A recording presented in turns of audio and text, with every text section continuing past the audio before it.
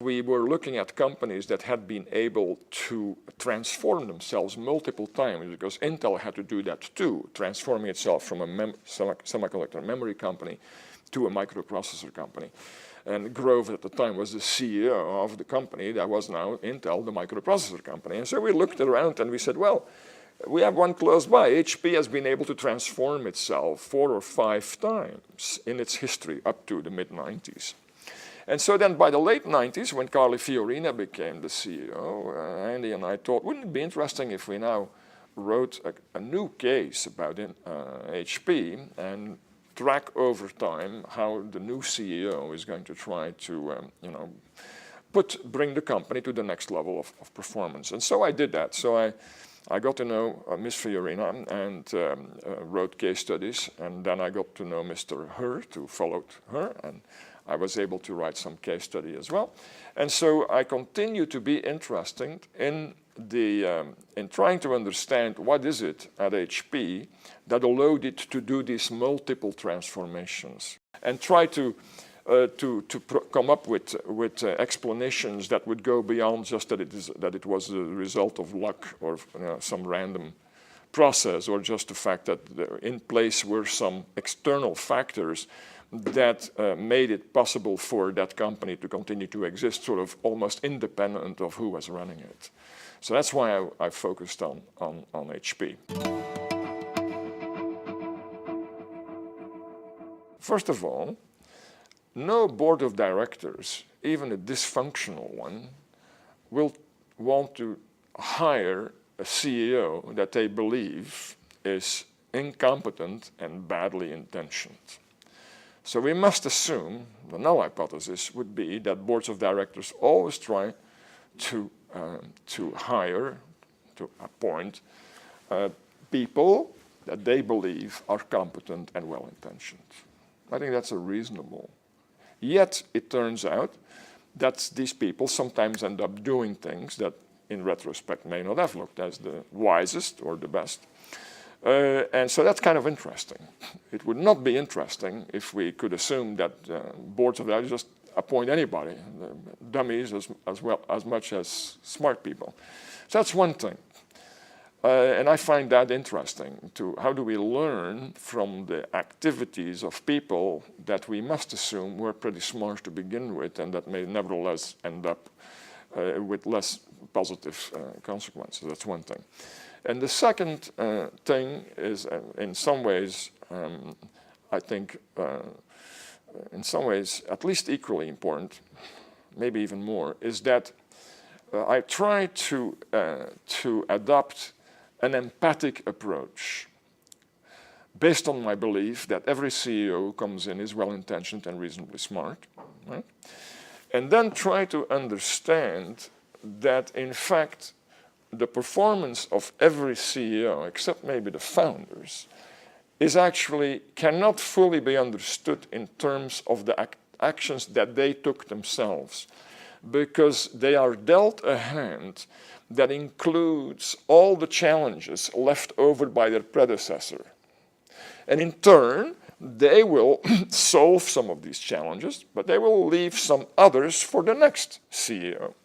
So for instance, in the case of HP, if you want to try to understand the performance, the financial performance, for instance, of the company, the stock market valuation of the company, if you were only to look at the period that someone was CEO and attribute the market performance only to that CEO, you would be missing a very important piece, I think. So those are two things, to try to understand, why do very smart people end up doing things that may or may not be so smart? And secondly, how do we try to get a better understanding about the time interdependency of performance of CEOs in long-lived companies? One of the insights that I propose is that messy beats perfection. Now, that sounds a little bit, it's almost like, it sounds almost a little bit simplistic, but the underlying rationale for that is actually reasonably, it is reasonably profound. And the reason is as follows. So if you look at HP that we have been discussing, HP really has never been a completely dominant player in the industries in which it has been. Printing came close, but never fully. So as a result, HP always has been struggling and always has been looking for something to make a contribution, because David Packard had three principles, right? Maybe I should say that. One was, we always want to make a contribution, right, to our customers. And that contribution has to be big enough that it creates enough value that the shareholders will want the company to continue to be independent. Right? Those are the two key things. The second thing that he basically put forth is we want to focus on external competition, not internal competition. And the third thing was we want to find new areas of technology where we can make that contribution.